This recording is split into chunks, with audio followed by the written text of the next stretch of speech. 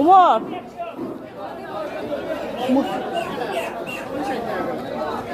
কত দূর হয় দিদি? 1 কেজি করে হইব না? 800 700 800 হবে না? রোস্টের সাইজের হবে না?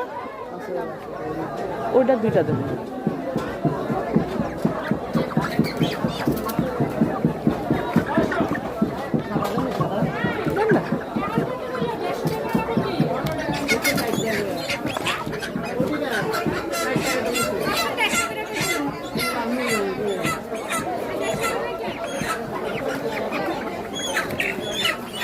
কেজি কত দি?